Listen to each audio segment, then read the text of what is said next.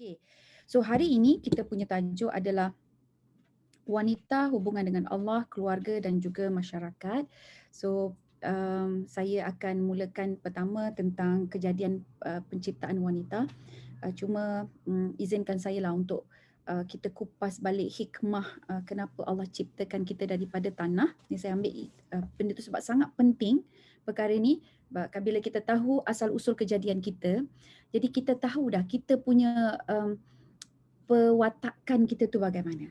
Sebab bila saya sebut perwatakan, inilah dia perjuangan baginda Rasulullah sallallahu alaihi wasallam. Ya, setuju kan?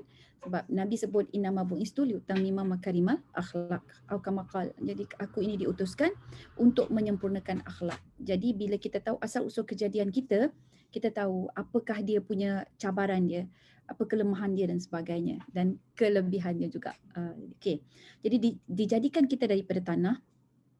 Pada satu masa dulu saya belajar daripada guru saya. Jadi guru saya bertanya pada saya, pada kami semualah. Dia kata kenapa agaknya ni Allah ciptakan khalifah ni daripada tanah. Sedangkan syaitan itu daripada api. Kalau kita tengok yang kuat, yang lebih marak ya, yang lebih ke depan, yang lebih gagah adalah siapa? Api. Tanah tu lembik. Dahlah lembik berbau. Bukan sekarang ini banjir ya. Perempuan dekat Malaysia sekarang banjir dengan bahagian di Pahang, di Johor, di beberapa tempat lagi di Kelantan, Terengganu ya. Siapa yang ada keluarga di sana tu mesti tahu kan. Jadi mereka dalam keadaan banjir. Jadi lepas banjir memang akan bau busuk. Jadi lumpur tu sendiri dia macam ada bau dia ya, bau yang busuk. Macam kita lah, kita tak mandi sebulan, memanglah berbau tuan-puan. Kan jadi berbau tu. Satu dah busuk, lepas tu pula dia lembik aja kan.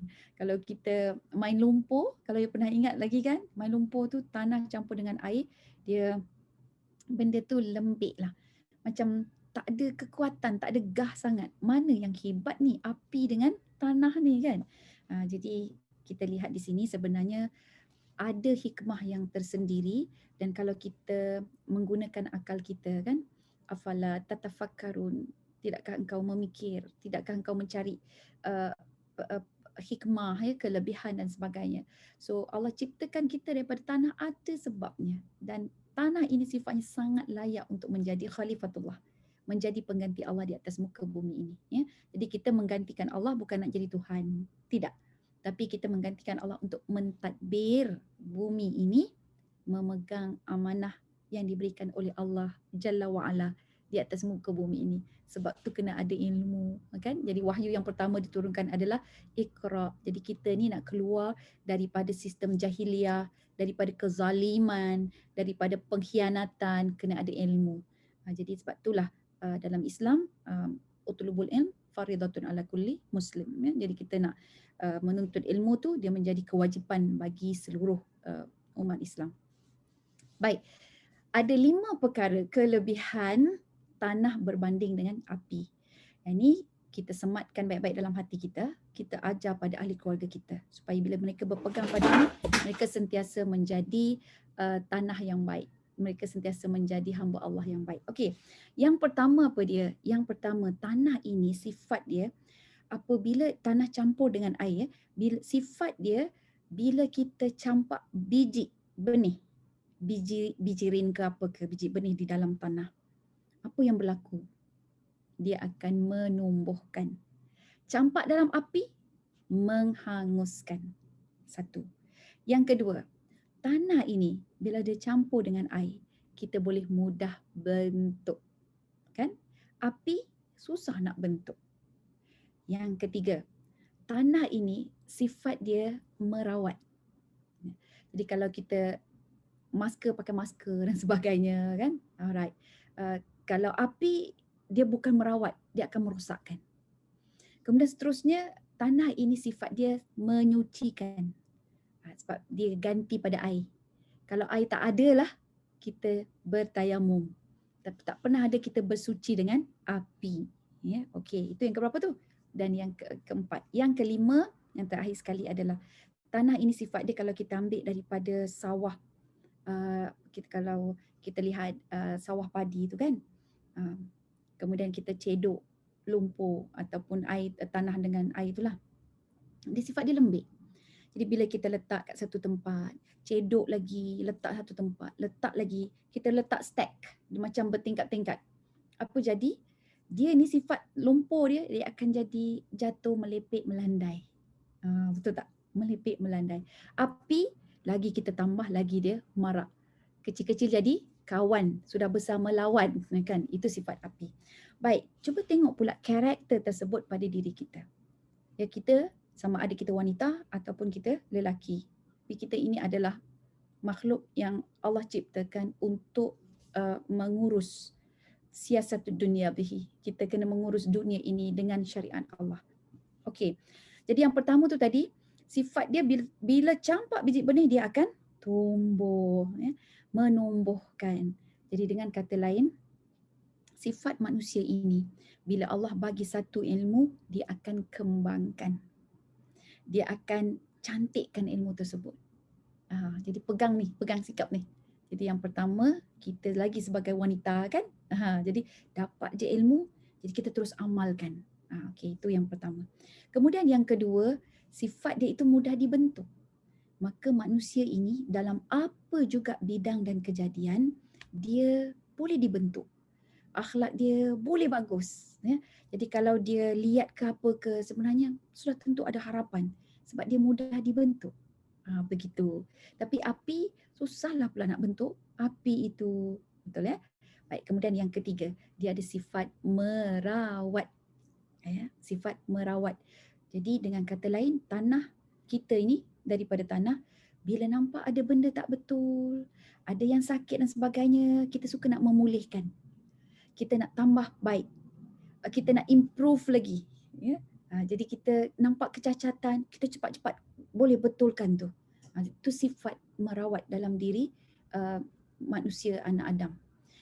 Yang keempat pula adalah sifat dia itu sebagai bersuci, alat untuk bersuci. Jadi kita ini jiwa yang sukakan kepada suci daripada dosa. Kita tak suka dengan maksiat, dengan kekotoran dan sebagainya lah. Kekotoran sama ada kekotoran yang bersifat hissi ataupun yang maknawi. Ya, jadi kalau hissi ni yang boleh kita pegang, boleh kita sentuh macam najis.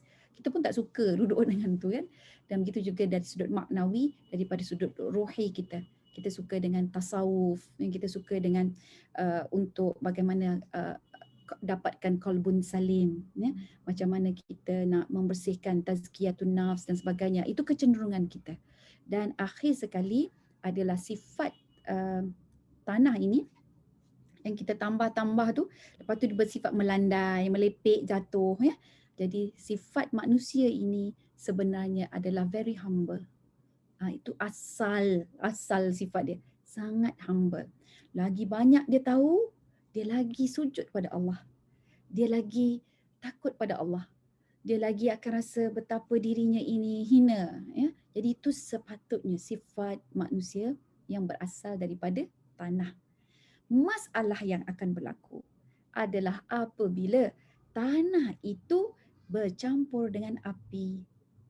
Apa jadi? Kan kalau ada orang yang membentuk labu sayung dan sebagainya tu kan. Okey, bentuk cawan ke apa ke. Lepas tu dia buat apa? Dia letak tanah yang telah dibentuk tu ke dalam api, dia bakar. Jadi bila bakar, keraslah. Keras, bila dah keras tu macam tu lah, dia kejung kan. Dia jadi keras. Jadi macam cawan ni keras dah. Tak boleh nak buat apa. Asalnya daripada tanah ni. Ting ting ting kan. Jadi bila dah keras, apakah pengakhiran dia? Pecah. Bila pecah, tak boleh disatukan balik, tak boleh nak dibentuk, tak boleh nak diselamatkan, melainkan kena baliklah jadi debu, hidupkan semula. Masya Allah. Kalau kita dengar balik, ini adalah pusingan timeline manusia. Jadi manusia, sebab itulah Allah Subhanahu Wa Taala ingatkan kita. Ingatkan kita tentang apa? Syaitan. Jangan berkawan dengan syaitan. Dan syaitan itu Allah nyatakan aduwwum mubin. Untuk kita ni lakum aduwwum mubin. Syaitan ini pada kita adalah musuh yang nyata. Cuba dengar balik. Ya. Lakum bagi kamu aduun, musuh mubin yang nyata. Sekarang tanya pada diri sendiri. Syaitan itu nyata ke tak depan mata kita? Tak nampak.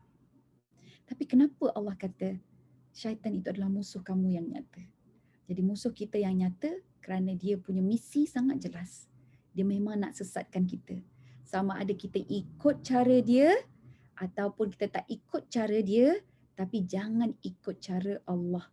Ihdinas siratal mustaqim. Sebab tu yang kita minta supaya Allah sentiasa bagi kita hidayahnya, kan? Allah bagi petunjuknya. Allah berikan kita, tunjukkan jalan yang lurus, ya. Jadi masya-Allah. Kita ada Hashimah Rashid. Waalaikumsalam. Umni Yunus. Waalaikumsalam, ya. Right. Ahlan wa sahlan untuk semua sahabat FB di sini, ya. Ahlan wa sahlan. Okay, alhamdulillah kita dah ada 22 orang yang ada bersama-sama dengan kita pada petang ini, dan saya yakin kalian dalam keadaan sibuk tu, mungkin tengah mengemas ke, tengah membersihkan ke, tengah mengurus anak belajar dekat rumah, ya. Mungkin sambil-sambil basuh kain ke, maklumlah pagi kan, tengah membersihkan. Sini kita orang dah petang baru lepas Zuhur ni. Bukan baru lepas Zuhur, dah pukul 2.30. Okey, jadi sambil-sambil dengar tu mudah-mudahan mendapatlah kelebihan dan juga manfaat. Alright. So jadi maksudnya apa? Apa yang saya nak katakan adalah dalam perjuangan kita sebagai seorang wanita ini dalam masyarakat dan sebagainya, kita kena sedar siapakah kita dan asal usul kita. Jadi bila kita sedar asal usul kita, kita tahu kekuatan kita. Tadi saya dah bagi 5 kekuatan kita tu tau. Itulah 5 kekuatan kita. Now kita pergi fokus lebih. Jadi secara general, di mana kita dengan syaitan itu berbeza kejadiannya, tapi dua-dua dicampakkan oleh Allah di atas muka bumi ini. Dan kalau kita kejar dunia, saya sangat tersentuh dengan apa kata Imam Hasan Al-Basri. Kalau kita terlalu mengejar dunia, kita jadikan misi matlamat di dunia ini adalah keutamaan pada hidup kita. Kita nak kaya, kita nak bergaya, kita nak pangkat dan sebagainya, kan, sampai kita terlupa pada asal usul kenapa Allah ciptakan kita. Maka kita sebenarnya telah berada di dalam keadaan yang kita katakan sebagai sesat lah, yang telah disesatkan oleh syaitan, wal iazubillah. Jadi tuan-tuan dan puan-puan, bila kita nampak sudah jelas, ya, kehidupan kita, ya, Imam Hasan Basri kata apa? Imam Hasan Basri kata, aku pelik dengan sikap segelintir manusia yang beria-ia mengejar dunia ini sampai lupa dengan dia punya tanggungjawab kepada Allah Jalla wa'ala. Sedangkan dunia yang dia kejar itu, dunia yang dia gila-gilakan itu, dunia yang dia mimpi-mimpikan itu adalah tempat pembuangan syaitan, tempat persinggahan Adam dan Hawa. Ini bukan tempat tujuan kita. Okey, baik.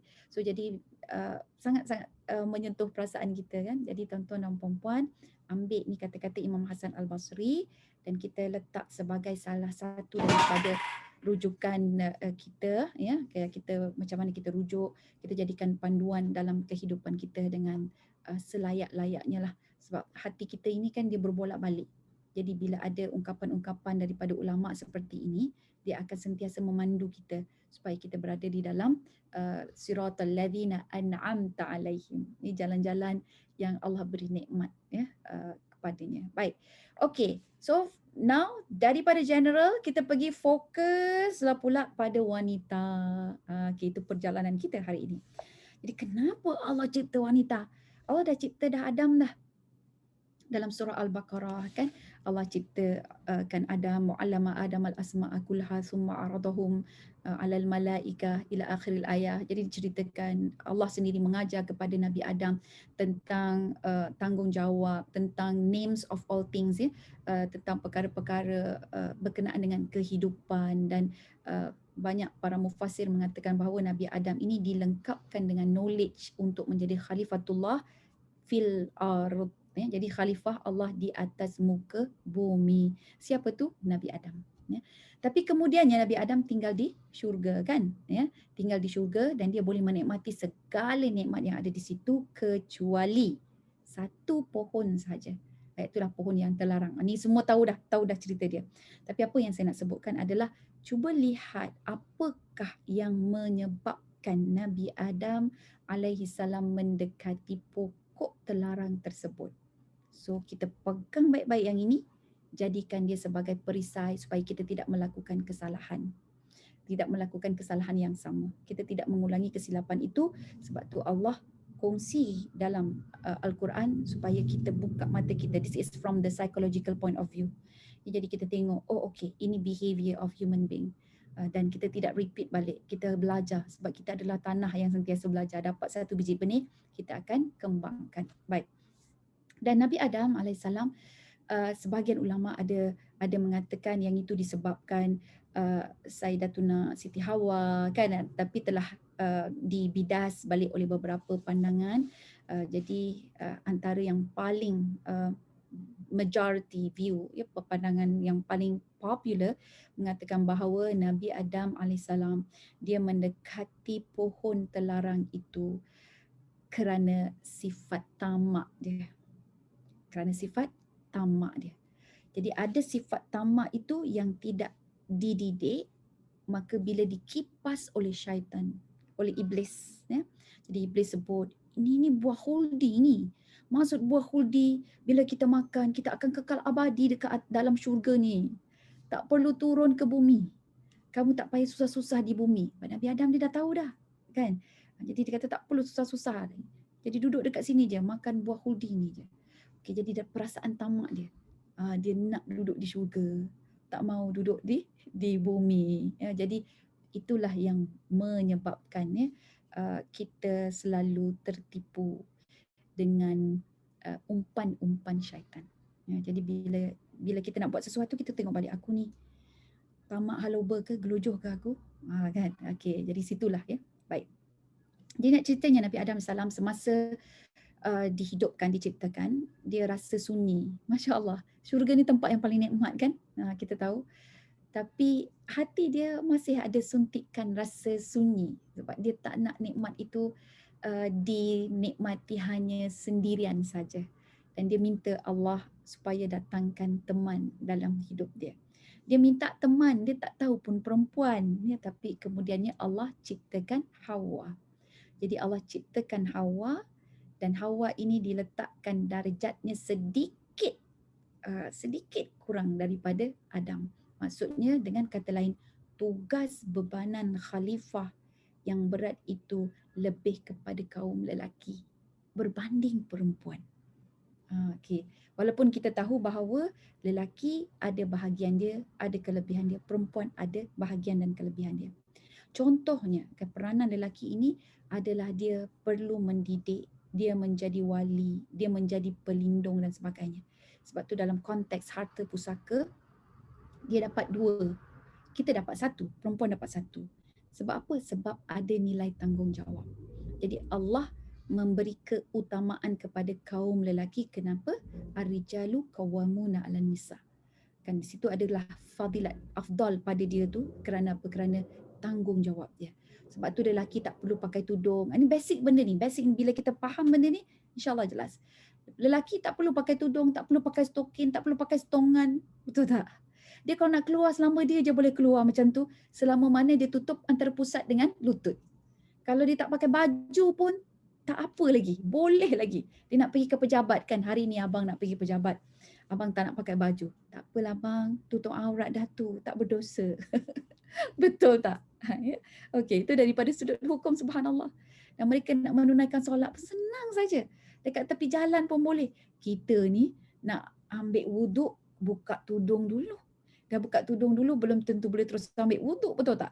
Ada inner tudung lagi dan sebagainya. Jadi okey, so bila kita bayangkan semua tu, nak cerita 1 jam tak habis nanti. Tapi nak fokuskan kepada tujuannya, kenapa Allah menciptakan kaum wanita ini. Saya secara jujur dalam bacaan-bacaan dan sebagainya, dalam artikel kita sendiri buat pembacaan sebab pertamanya kita sendiri ni perempuan. Jadi kita nak tahu adakah am I on the right track?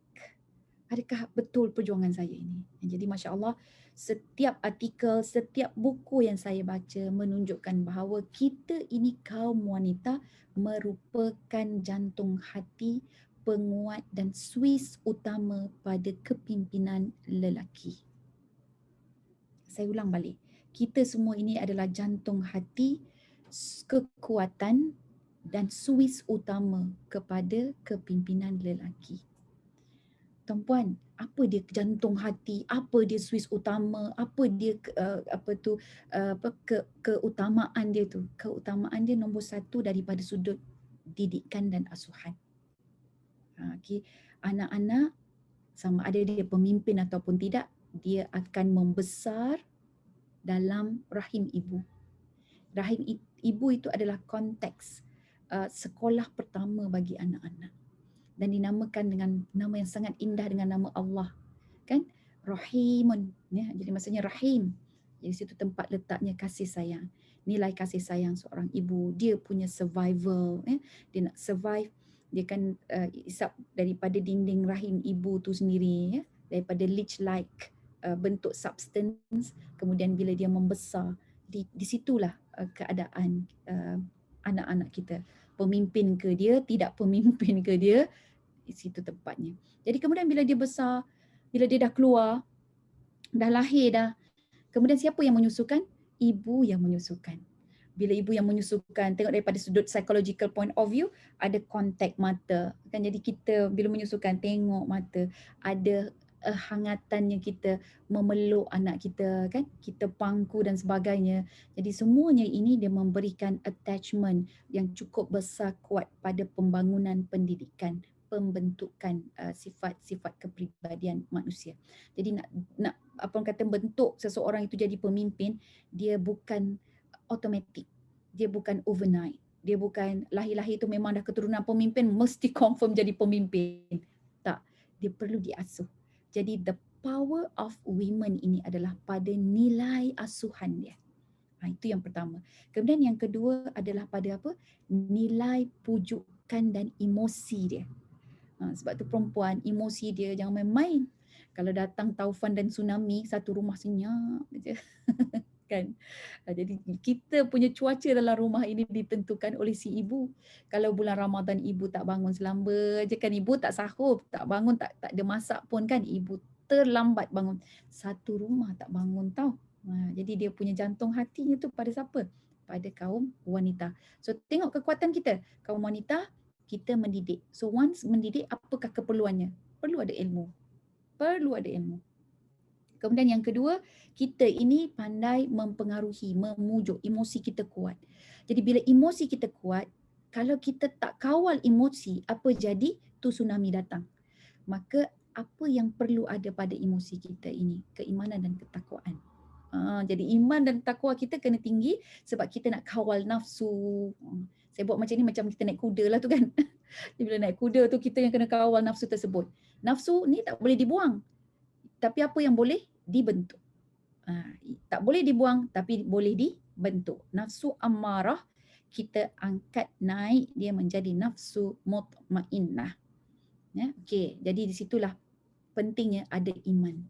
Keimanan sangat penting, ketakwaan kita sangat penting untuk mengendalikan emosi.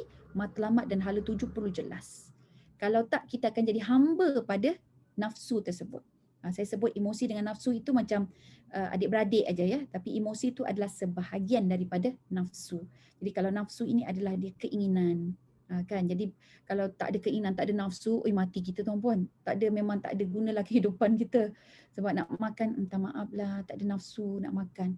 Jom kita sembahyang, minta maaf lah, tak ada nafsu nak sembahyang. Sebab itulah tu daripada perspektif psikologi lah kan. Okey. Jadi penting, maka nafsu itu tidak boleh dibuang. Yang boleh kita lakukan adalah kita bentuk nafsu tersebut daripada amarah pergi ke mutmainnah. Masya Allah. Jadi apa lagi kelebihan kaum wanita ini? Kelebihan kaum wanita ini komitmen dia. Komitmen dia. Dia once bila dia dapat sesuatu dan dia akan buat, dia boleh buat secara istiqamah. Walaupun kita rasa macam tak istiqamah sangat kan. Tapi Masya Allah, lebih istiqamah daripada kaum Adam. Majority ya. Okey, jadi kita ni lebih istiqamah. Cuba tengok kan mak dengan ayah kita, subhanallah, yang rajin dengan solat sunatnya, rajin dengan puasa sunatnya, ya Allah. Bukan nak membanding-bandingkan, tapi nak tengok kekuatan. Ya, jadi kekuatan dia tu daripada sudut komitmen dia. Komitmen dia juga pada nilai tanggungjawab. Jadi kalau ibu tunggal, suami dah meninggal dunia, kan dia sanggup tu membujang sampai ke tua nak jaga anak-anak.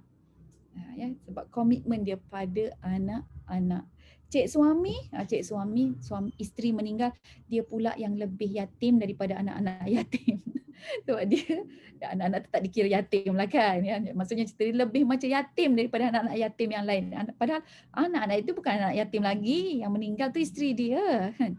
Jadi situ yang nampak perbezaan dan kekuatan-kekuatan. Masya Allah. Jadi bila macam tu kita faham dah.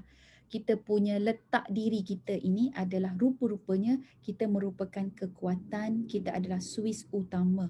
Kita juga adalah jantung hati pada pemimpin-pemimpin. Dan kalau tengok lagi imam-imam kita, para ulama kita, Imam Syafi'i, Imam Ahmad bin Hanbal, Imam Hanafi, Imam Malik, Imam Bukhari, siapa yang berada di belakang mereka? Kalau bukan ibunda mereka semua. Kan? Imam Syafi'i dengan ibu dia, cerita dia Masya Allah banyak sangat. Imam Bukhari lagi yang masa kecil dia buta. Siapa belakang dia? Ibu dia. Jadi yang melahirkan ulama-ulama ini adalah wanita-wanita. Bukan melahirkan maksudnya daripada rahim je tau. Tapi yang membentuk, yang memberikan semangat, yang memberi motivasi, memberikan jalan, usaha dan sebagainya, wanita. So, dengan kata lain, boleh tak saya simpulkan? Tiba-tiba nak simpulkan ya. Saya simpulkan di sini, wanita, kita punya tugas khidmat kita ini, kita kena pastikan bahawa anak-anak kita, generasi kita, sama ada lelaki ataupun perempuan, khusus kaum lelaki ni, tolong tingkatkan kepimpinan mereka. Pertama, pimpin diri sendiri dulu. Settle. Pandai kemas bilik, pandai masak. Anak lelaki ni, biar dia duduk dekat dalam rumah tu tuan-puan, duduk dekat dapur dulu. Bukan kita nak memperempuankan dia, bukan. Kawasan rumah kita, dapur itu kalau kita nak compare dengan sekolah, sekolah ada makmal. Rumah, dapur itu makmal. Nak jadikan anak saintis, bawa pergi dapur. Biar dia nampak tekstur tepung satu, tepung beras, tepung gandum. Berbeza lah. Tepung pulut, tepung beras, berbeza. Dia nampak warna api pada nyalaan tu kan. Dekat dapur gas tu nampak warna biru. Bila bakar sampah, warna lain lah pula. Pelbagai warna api. Jadi bila dia membaca Al-Quran tuan-puan, dia dah biasa dah dengan kerja-kerja dekat rumah, kat dapur dan sebagainya. Dia akan nampak benda tu akan hidup di dalam bayangan dia, dalam kepala dia. Dan mudah-mudahan dia boleh menjadi pemimpin yang cakna lah, orang kata, yang peka, yang peduli. So kita kekurangan pemimpin macam tu. Kita ada pemimpin yang korup banyak. Tut. Kan? Sakit hati pun ada juga. Tengok asyik gaduh je tak habis-habis ni kan. Okay, tak apa. Sekarang ni jangan fikir hal dia, kita fikir keluarga kita. Sebab Allah akan tanya pasal keluarga kita. Ni ibu-ibu semua kan. Besok kalau kita di depan Allah, kita berbaris di hadapan Allah. Agaknya apa yang Allah tanya? Apa yang Allah tanya? Sebab kita perempuan ni, kita boleh buat segala-galanya. You just name it. Kan? Yang lelaki tak boleh buat, kita pun boleh buat. Kan? Tapi sekali lagi kita kena kembali kepada aspek ini. Cuba ingat ini baik-baik. Memang wanita boleh buat segala-galanya. Tapi adakah itu yang Allah mahu daripada kita? Wanita kita boleh buat semua.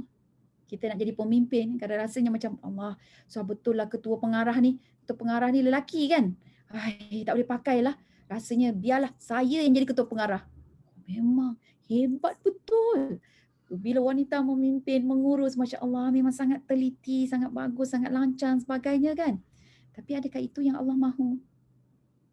Kita dengar, ni Pak Khatib ni baca khutbah. Semua orang mengantuk, tidur manja. Tapi kalau kita perempuan baca, rasa yakin tu. Kalau kita baca khutbah, insya-Allah semua orang akan buka mata, terjegil mata. Betul tak? Tapi adakah itu yang Allah mahu? Contohnya azan. Azan ni Allah, hai lelaki azan macam tu je monotonous. Kita perempuan ni kalau azan, insya-Allah semualah akan datang ke merayu-rayu kita kan, dengan suara mendayu-dayu. Semua akan datang ke masjid. Tapi sekali lagi, adakah itu yang Allah mahu? Kita ni boleh jadi imam tuan-puan. Suami kita boleh jadi makmum, lambat sangat kita tunggu kan. Kita dengan pakai telkung pun dah siap, bentang sejadah pun dah siap. Dia terhekeh-hekeh lagi baru nak pergi ke bilik air. Kalau macam tu baik kita sembahyang dulu, kita nak tahan kentut vagina lagi. Allahu Akbar. Dia tak sampai-sampai lagi kan. Kita dah 2 round ambil wuduk ni. Ya. Okey, suami kita tak sampai-sampai lagi. Kalau macam tu aku jadi imam, dia biarlah jadi makmum, kita kata kan. Tapi tuan-puan, sekali lagi, adakah itu yang Allah mahu? Adakah itu yang Allah mahu? Jadi itu yang kita kena tanya pada diri kita sendirilah. Apa yang Allah mahu? Jadi apa yang Allah mahu itu saya singkapkan tadi, kita adalah jantung hati, kita adalah kekuatan, kita adalah suis utama kepimpinan pembentukan kepada seluruh generasi termasuk khususnya kaum lelaki. Jadi kalau pada hari ini kepimpinan, bejat kepimpinan, lelaki kepimpinannya tidak boleh dibanggakan. Dia macam seolah-olah hanya macam itulah, kena tengok balik siapa mak dia, siapa isteri dia, macam tu. Bukan kita nak salahkan, tidak. Tapi seseorang itu kan terbentuk oleh siapa yang banyak berada di kelilingnya. Jadi seorang anak tu tadi lahir daripada perut wanita ke lelaki? Wanita. Dia menyusu daripada ibunya ke atau ayahnya? Sudah tentu ibunya. Kemudian bila pergi ke tadika, ramai cikgu lelaki ke cikgu perempuan? Cikgu perempuan. Masuk sekolah rendah, cikgu lelaki ke cikgu perempuan ramai? Cikgu perempuan. Masuk ke sekolah universiti, sekolah rendah, sekolah menengah, perempuan. Masuk ke universiti, baru tengok dia kuliah apa. Tapi time waktu tu dia dah keras. Nak bentuk lagi akhlak dia susah. Kan, sebab kalau kita nak bentuk value only can be, not only lah, value normally in majority cases kita boleh bentuk hanya sewaktu 7 years permulaan, ya. Jadi selepas itu boleh bentuk, cuma agak payah sedikit lah, ya. Okay. Jadi tu formula ataupun teori psikologi, dan kalau tak macam tu takkanlah Allah dan Rasulnya mengarahkan kita untuk mengajar anak-anak kita solat, kan, pada waktu kecil. Sebab solat tu dia satu benda budaya, kalau dia tak biasa memang agak susah. Baik tuan-tuan puan-puan, masya-Allah, kita dah pergi ke mana ni, jauh kita pergi. Kita dah pergi kepada asal usul kejadian kita, ya. Jadi itu saya rasa sangat penting. Saya bagi buah-buah ataupun isi-isi yang sangat penting untuk kita pegang terlebih dahulu, ya. Okey, dan kita terus bertindak. Dengar saja kemudian kita tahu apa yang kita boleh bertindak. So you have to be very careful on whatever decision you make. So kena tanya sebelum kita buat keputusan, inikah yang Allah mahu untuk diriku? Sebab sekarang banyak orang nak exploit wanita, betul tak? Semua dia kata wanita itu bagus, wanita ni, dan Jack Ma nak buat apa? Dia nak pekerja-pekerja semua perempuan. Sebab apa? Dia lebih komitmen, boleh bagi komitmen lebih. Dia very committed dengan family dan sebagainya. Dia tak fikir lepas tu nak pergi karaoke lah, nak minum arak lah, nak berjudi ke, tak ada. Yang dia suka pada pekerja-pekerja perempuan. So we are to be exploit, kan? Kita mudah sangat terexploit. Sebab itulah Nabi Muhammad SAW sebelum wafatnya dalam Hujjatul Wida yang paling akhir, Nabi ingatkan supaya kepada kaum wanita, aku wasiatkan supaya engkau menjaga mereka dengan baik. Layanilah mereka dengan baik. Sebab kalau mereka tak layan kita dengan baik, maka ada lagi unsur-unsur di luar sana yang melihat potensi kelebihan kekuatan wanita dan dia akan exploit wanita ini untuk kepentingan mereka. Waliyahzubillah. Sistem-sistem korup yang bukan Islam akan menggunakan wanita untuk exploit bagi kepentingan mereka, bukan kepentingan Allah Jalla wa'ala. Kita nak kepentingan siapa ni? Kan, kita kan hamba Allah. Okey. Baik, jadi daripada situ kemudian kita telah pergi daripada asal usul kejadian kita, kemudian kita lihat pula kita punya peranan, dan kemudian kita nak tengok peranan macam tu, okeylah, suis utama. So apa yang kita perlu buat ni, apa perlu buat? So tuan-puan, saya lebih suka pada CTA. What is CTA? Call to action. So what you should do? Dengar hadis ini baik-baik di mana Rasulullah SAW bersabda, ala ukhbiruka bima yaknizul mar. Nak tak aku bagi tahu pada engkau sesuatu yang menjadi perbendaharaan seseorang? Dan kemudian of course lah sahabat nak tahu. Dan Nabi sebutkan al-mar'atus salihah, wanita yang salihah. Wanita yang salihah, Nabi berhenti kat situ? Tak. Nabi teruskan, idza nazara ilaiha sarathu. Apabila kamu pandang dia, dia akan menggembirakan kamu. Sebahagian orang dia tafsir ikut suka dia je. Itu nak pilih isteri. Cara dia, petua dia, bila kau tengok tu bergetar tulang rusuk, dia kata kan. Bergetar tulang rusuk. Tuan-puan, bukan itu sebenarnya maksud dia. Kerana kalau kita kembali menilai semula hadis tersebut, idza nazara ilaiha, kamu nampak kelibat dia, saratu, kamu akan rasa gembira.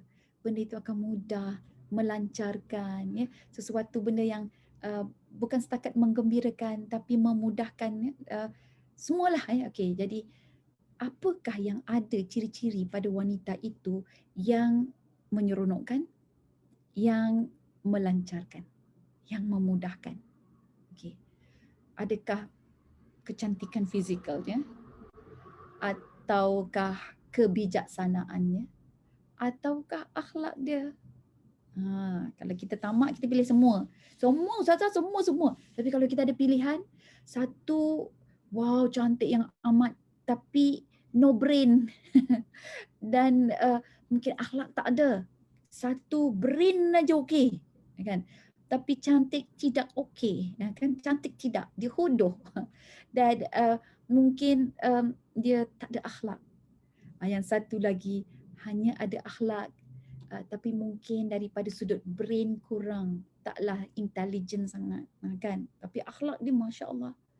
Dan satu lagi mungkin tak beauty, agak-agaknya nak pilih yang mana. Ketiga-tiga ni Ustazah, mana satu agak yang beriman? Mana satu yang dekat dengan garis iman? Kalau kita letaklah kan, mana satu yang dekat dengan garisan iman? Beauty dengan iman, jauh je, kan? Sebab bila cantik tu dia ada masalah lain. Masalah apa ya? Masalah rasa sombong lah, kan? Kemudian bijak pun sama juga ada masalah. Masalah dia apa? Masalah dia takabur. Tapi akhlak ni, akhlak lah yang paling dekat dengan garis iman. Dia tak akan sombong sebab akhlak, dia dah ada akhlak dah. Sebab itulah Allah Jalla wa'ala dia utuskan Nabi Muhammad sallallahu alaihi wasallam untuk apa tuan-puan? Untuk beautify, improvise akhlak. Masya Allah. Jadi itulah. Okey, nampak dah tu? Itu yang pertama. Jadi untuk kita menjadi wanita salihah, harapan Nabi Muhammad sallallahu alaihi wasallam, dan kita menyelesaikan, menyempurnakan tugas yang Allah arahkan kepada kita, sewajibnya kita meletakkan diri kita sebagai wanita yang berakhlak, wanita yang bermaruah. Begitu. Yang pertama. Yang kedua adalah idza amaraha ata'athu. Itu kriteria yang kedua, wanita harapan Nabi. Ya. Okey, kriteria yang kedua, iza amarha, bila kamu suruh dia, dia akan patuh. Tapi kepatuhan tu bukan kepatuhan mutlak, ya. Sebiji-sebiji dia ikut aja apa yang suami suruh. Bukan macam tu. Dia bukan lurus bendol, tak. Tapi bila dia ada kekuatan, the power of obedience, kekuatan ketaatan, sudah tentulah dia ada backup ilmu. Jadi dia tahu mana yang dia perlu taat, mana yang dia perlu tinggalkan, mana yang dia perlu negotiate dengan suami dia. Sebab ketaatan mutlak kita bukan pada suami. Pada siapa? Allah. Di situ dia perlu ada ilmu. Maka perkasakanlah ilmu kita yang terbahagi kepada dua, iaitulah ilmu dalam bidang akidah. Dan yang kedua adalah ilmu dalam bidang syariah. Dan kemudiannya ada satu lagi ilmu berkenaan dengan tasawuf, okay, yang beautify akhlak kita. Tapi actually gabungan keduanya, akidah dan juga syariah ini, dia akan membentuk akhlak yang murni, ya. Okey, akhlak yang bagus. Okey. Jadi tuan-tuan dan puan-puan, saya panggil tuan-tuan ni, tak tahulah perempuan semua ada kat sini kan. Okey. Jadi bila kita tahu tentang keadaan dan juga nilai-nilai ini, jadi kita akan berusahalah untuk mempelajari ilmu. Jadi bila kita ada bekalan ilmu, suami salah arah, salah arah, kita yang akan tolong betulkan. Kita yang akan jadi tongkat pada si buta, kita yang akan memperingatkannya, ya. Jadi kita yang akan membetulkan dia. Itu yang dia akan melahirkan pemimpin demi pemimpin demi pemimpin. Subhanallah. Dia adalah satu tangan yang tersembunyi. Dia bukan menonjol, tapi dia ini adalah insan yang tertonjol di mata Allah Subhanahu Wa Taala. Dia tak sibuk dengan diri sendiri, tak pentingkan diri sendiri, tidak tuan-puan. Tapi dia tahu hakikat matlamat dan juga peranan yang perlu dimainkan olehnya. Baik, dan yang akhir sekali adalah idza ghaba anha hafizathu.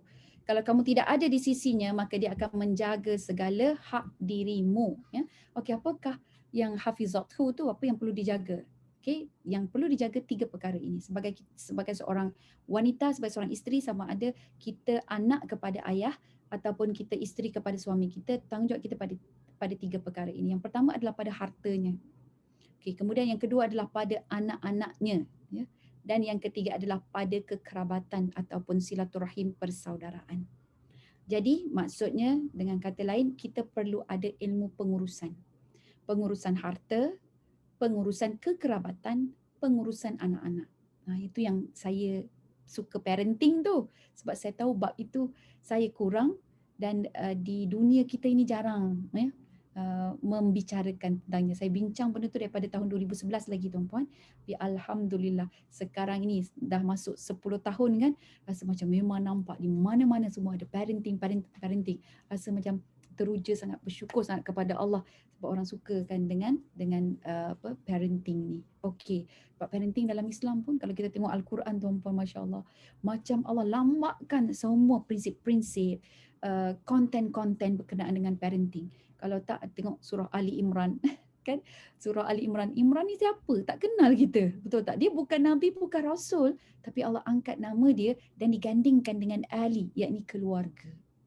Itu juga dengan nabi kita ada 25 rasul yang wajib kita percaya, betul tak? Satu nabi tu tak ada cerita lain kecuali apa? Kecuali nabi tidak ada cerita lain kecuali cerita anak-anak dia saja. Nabi siapa tu? Nabi Yaqub alaihissalam. Tak ada cerita lain. Cerita dengan kaum dia pun tak ada. Cerita dengan raja yang zalim pun tak ada. Kan? Cerita dia pasal anak-anak saja. Tu anak dia Nabi Yusuf dengan adik-beradik dia. Masya Allah. So jadi bila kita singkap Al-Quran, seolah-olah Al-Quran itu the book of parenting. Dia Al-Quran begitu kan. Kita gali pada sudut sains, kita akan nampak it is like the book of science. Kalau kita gali daripada sudut ekonomi, kita nampak Al-Quran ni macam the book of economy lah. Itulah mukjizat dia daripada Allah Jalla wa'ala. So daripada sudut itu, bila kita tahu yang ilmu tadi, yang bab syariah, saya pergi balik, patah balik dalam bab syariah ni, kita ada 4 bab yang perlu kita tahulah. Pertama fiqhul ibadah, kemudian fiqh munakahat, kemudian fiqh muamalat, kemudian fiqh jenayat. So yang ini kita sebagai wanita, harapan Nabi, kita kena settle. Kalau tak semua, at least beberapa persen daripadanya lah. Cuba sekarang bagi persen markah pada diri sendiri. Fiqh ibadat, berapa markah nak bagi untuk diri sendiri? Par 10 lah. Kan? Cuba tulis kat situ. Fiqh munakahat, berapa banyak yang kita tahu pasal bab munakahat ini? Dan cubalah bagi markah kat situ. Kemudian fiqh muamalat. Okay. Berapa banyak agaknya? Okay. Berapa markah kita? Okay. Kemudian fiqhul jenayat. Berapa agaknya? Sebab fiqh jenayat ni memanglah untuk pemimpin kan. Tapi kita ni sebagai ibu yang melahirkan pemimpin, kita kena belajar fiqhul jenayat. Sebab bila kita belajar fiqhul jenayat, kita akan rasai nikmat hukum hakam Allah itu. Dia ada dia punya kelebihan tersendiri. Rasa takut nak berzina kan, takut mencuri. Jadi kita nampak walaupun kita hanya belajar saja. Kita belajar, memang kita tahu kita tak boleh nak praktis pun ya. Okey, tapi bila belajar saja dia akan dapatlah dia punya nikmat itu sendiri, masya-Allah. Alright. So kemudian tadi tu yang ketiga, kita pergi kepada idza ghaba anha hafizathu. Jadi apabila dia tidak ada, maka kita jaga 3 perkara ini. Jadi kita kena tahu pengurusan harta, kita kena tahu pengurusan anak-anak, parenting, dan yang ketiga pengurusan kekerabatan. Okey. Jadi alhamdulillah kita dah ada soalan-soalan, tapi saya nanti saya akan bacakan start daripada pukul 3. Maka saya ni dah pukul 3 dah ni, maka saya mohon izin untuk saya simpulkan ya. Bila kita membicarakan tajuk kita pada hari ini adalah wanita, tanggungjawab kita kepada masyarakat ya, hubungan dengan Allah, keluarga dan masyarakat. So yang pertama kita tanya pada diri kita, apa yang Allah akan tanyakan pada kita nanti. So boleh tak jawab soalan-soalan Allah itu ya. Kalau ada dalam hadis kita tengok kullukum ra'in wa kullukum ra'in wa kullukum mas'ulun an ra'iyatihi. Lepas tu bila lelaki warrajulu ra'in li ahli baitihi. Kalau perempuan wal mar'atu ra'iyatun fi baiti ba'liha au kama qala. Jadi hadis itu agak panjang. Jadi disebutkan bahawa pada wanita ini dia punya tanggungjawab dia itu adalah di rumah suaminya. Tapi jangan salah faham dengan saya. Sebab bila saya sebut di rumah suaminya itu bukan bermakna kita semua kena jadi suri rumah. Tak. Itu bukan maksud saya. Maksudnya apabila kalian pun terlibat dengan urusan-urusan kemasyarakatan, ya, sebagai doktor, sebagai apa ke dan sebagainya, kalian berada frontliner ke apa ke, no problem.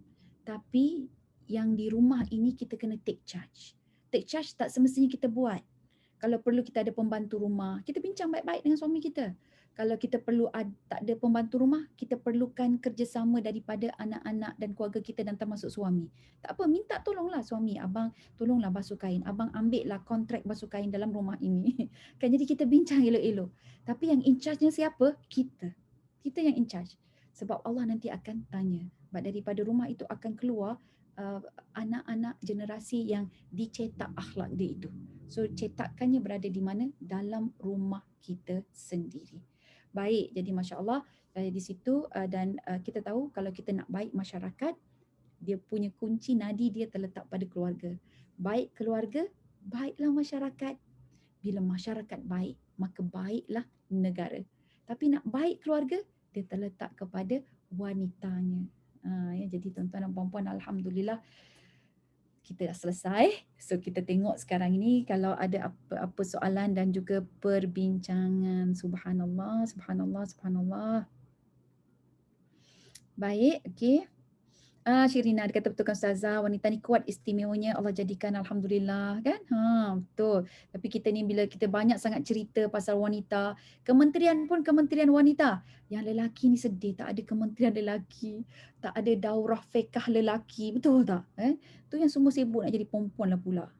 Tapi itu hipotesis saja ya. Dia bukan ni sebenarnya lagi. Jadi kemudian seterusnya, masya-Allah, Nurul Azwat. Terima kasih.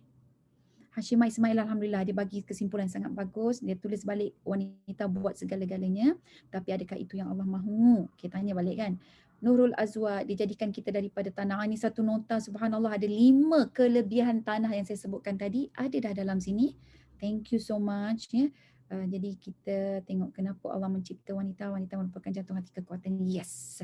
Thank you. Jika ada kesalahan, pohon harap maaf, kesalahan typo harap maaf. Hashtag. Allah, terima kasih sangat. Saya rasa beruntungnya. Okay, terima kasih Nurul. Okay, call to action adalah pembentukan wanita salihah. So bila wanita yang salihah, dia akan membentuk suatu masyarakat yang saleh, membentuk keluarga yang saleh. Subhanallah. Nurhayati Hassan, soalan daripada peserta Zoom. Alright, okay, thank you. Apakah soalan dia? Assalamualaikum Ustazah. Seperti Ustazah beritahu tadi, tugasan pemimpin itu sememangnya Allah khaskan untuk lelaki. Tapi kulukum ra'in kan, setiap daripada kamu itu adalah pemimpin, pengurus, dia bukan lelaki sahaja. Okey, apakah pandangan Ustazah tentang seorang lelaki atau suami bapa yang membenarkan atau meminta isteri menjadi pemimpin keluarga? Jalan keluarga itu susah untuk dilihat kerana tiada pemimpin yang memimpin. Jadi isteri terpaksa mengambil peranan itu demi Allah walaupun isteri terasa berat kerana seolah-olah overworked, suami lebih suka untuk mengikut sahaja. Mudah sahaja isteri menjadi seperti queen control. Bukankah ini menjadi antara punca isteri itu hilang fokus? Ya. Saya setuju bahagian ini memang boleh jadi hilang fokus, boleh jadi overwork. Cuma kena lihat bagaimanakah lelaki itu, apa fungsi lelaki itu kemudiannya. Ya. Adakah dia hanya jadi pak turut, sebab bila dia jadi pak turut, dia akan memberikan cermin ataupun memberikan refleksi kepada anak-anak dan daripada situ dia akan mempengaruhi tumbesaran anak-anak walaupun tidak semua kes. Walaupun tidak semua. Ada je bapa yang pak turut, anak-anak yang lelaki dia jadi bangun membela sebab dia tak nak jadi seperti bapa dia. Ada juga macam tu kan. Tapi hakikatnya begini, kalau misal kata dah ada taradin, antaradin, maksudnya kedua-duanya redha. Suami dengan isteri redha. Suami nampak isteri ini dia lebih ada talent, lebih berpotensi. Lebih bagus cara pemikiran dia. Yang ini banyak sebenarnya sekarang ni. Sungguh saya tak nafikan. Ramai isteri itu dia punya pandangan dia, buah fikiran dia jauh lebih ke hadapan daripada para suami. Macam langit dengan bumi, ada. Tapi di sinilah Allah nak lihat bukan kita yang ke depan ataupun nak cakap macam mana ya, bagaimanakah rendah dirinya wanita tersebut. Rendah hatinya wanita tersebut. Dia macam ni lah ya, kalau saya bagi satu contoh. Contohnya tuan-puan, kalau kita kahwin dengan seorang suami yang Al-Fatihah dia ke laut, kita ke darat. Al-Fatihah kita okey kan. Kita ini qariah lagi. Walaupun hanya wakil peringkat sekolah saja kan, ya. Jadi bila kita sembahyang, kita jadi makmum. Betul tak? Walaupun kita qariah. Suami kita ni macam mana pun kena jadi imam. Kan dia kena duduk di depan. Tapi bila baca Fatihah tu, ya Allah ya Tuhanku, wala dah. Tak settle, tak selesai, tak lepas. Sebut dal je. Dal je kan. Wala dalin. Dia tak sebetul tak tu. Dah betul kan, macam mana nak buat ni? Kita lepas kahwin baru tahu benda tu. Jadi tuan-puan, apakah pilihan yang kita ada? Nombor 1. A. Bang, saya takut sangat abang baca Fatihah ni. Dia menggugat saya punya rukun dalam solat. Bang, Al-Fatihah ni rukun. Jadi macam ni tak settle ibadah saya. Ceraikan je saya. A, pilihan dia cerai. B, tuan-puan, kita pun cakap dengan dia, bang, abang tahu tak saya qariah bang. Apa kata abang belajar daripada saya? Kita kat dekat Qatar ni, nak cari kan, nak bayar lagi semua kan. Saya ajar je, jimatlah sikit duit. Dia pun dengan malu-malu terkelak-kelak, terkulat-kulat kan. Jadi kita ajar juga, kita pujuk. Okey. Tapi ada yang lain, pasangan yang lain pula, suami dia kata, jangan berlagak, boleh tak? Dia tak nak terima. Jadi kita pula yang berusaha untuk dapatkan guru kan, pujuk dia untuk belajar. Nak betulkan walad dalin kepada walad dalin tu makan masa bukan sehari 2 hari, tapi setahun 2 tahun. Setahun 2 tahun pun tak lepas lagi. Mungkin 10 tahun. Sebab maklumlah kita kahwin dengan dia umur 25 tahun. Dah 25 tahun dia baca Al-Fatihah walad dalin. Saya nak panggil darling je kan. Jadi tuan-tuan dan puan-puan yang dikasihi, apa yang ada pada kita waktu itu, bekalan apa yang ada? Sabar. Walaupun kita qariah ni. Masya Allah, itu pilihan kita. B. Yang ketiga, kita pilih macam mana? Suami tak bagus dia punya Fatihah. Apa kita kata? Bang, macam ni senang lah bang. Saya qariah, abang tengok ni CJ saya. Tunjuk CJ, Masya Allah kan. Dapat award bagai. Tunjuk dah kat dia. Kita kata macam ni, nak senang mudah cerita bang. Kasih settle bang. Saya jadi imam, abang jadi makmum. Suami jadi makmum. Dah jadi Aminah Wadud pula dekat US tu kan. Yang boleh jadi imam pada makmum dia semua lelaki. Ya Allah, ya Tuhanku, ya Karim. Jadi kita mohon kepada Allah antara A, B, C. Sudah tentulah pilihan kita yang waras ini, yang berilmu adalah B. Setuju? Tapi dia memanglah perlukan apa? Kekuatan memujuk, kekuatan mempengaruhi. Kita ni wanita ni rendahkan diri. Macam mana pun tonjolkan dia juga sikit kan. Tapi kita mengajar, kita buka kelas. Suami Fatihah tak lepas. Tak apa. Kita buka kelas, teruskan buka kelas.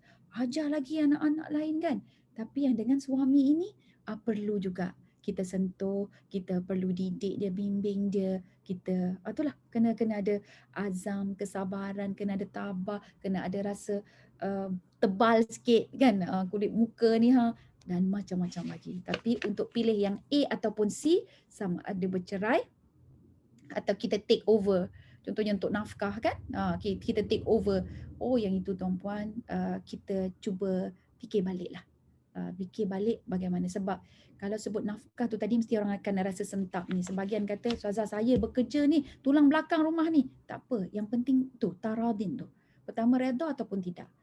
Tapi tengok pula implikasi dan kesan dia.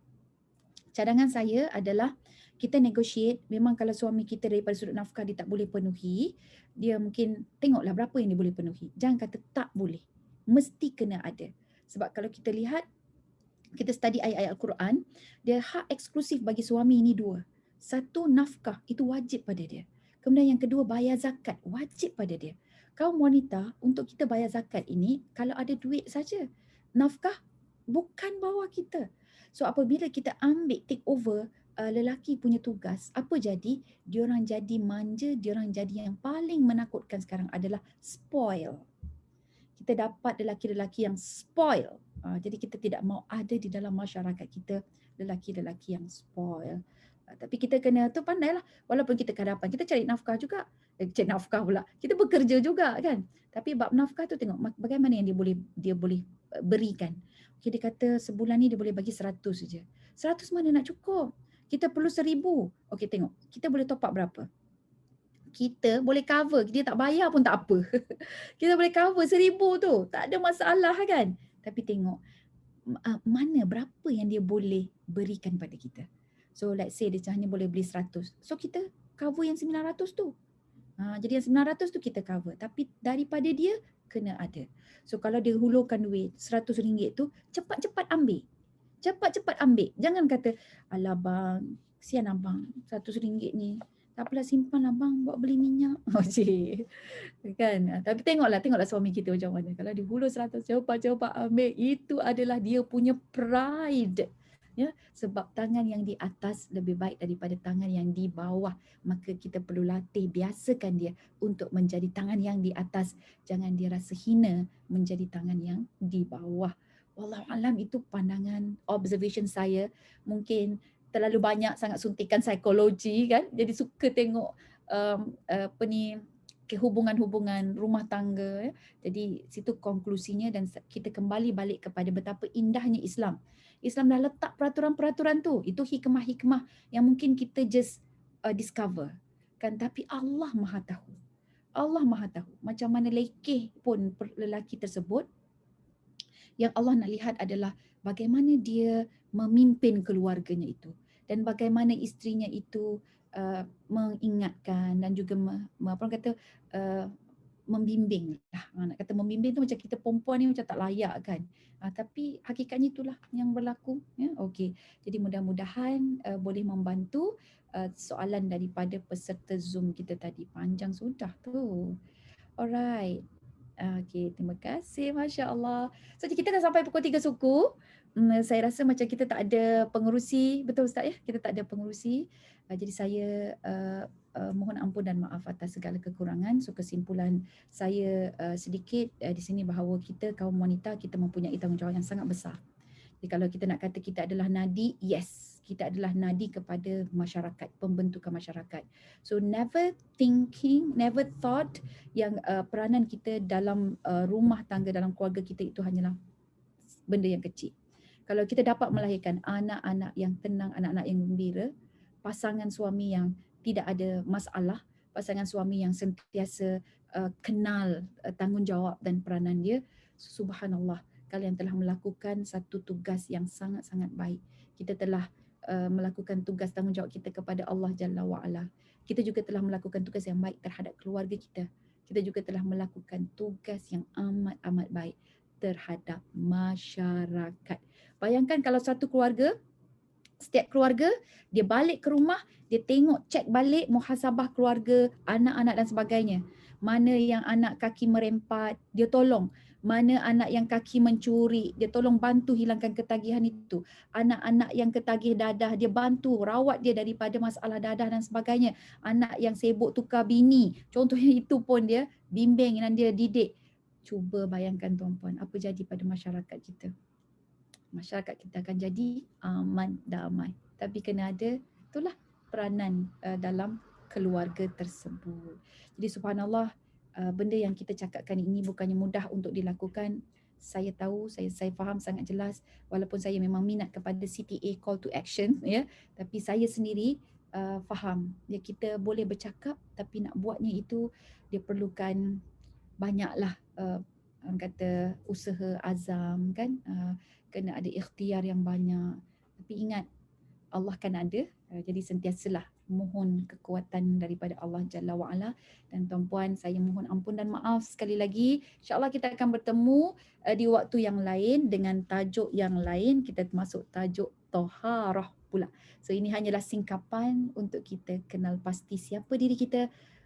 Man arafa nafsahu arafa rabbahu. Sekian wabillahi taufiq wal hidayah. Wassalamualaikum warahmatullahi wabarakatuh.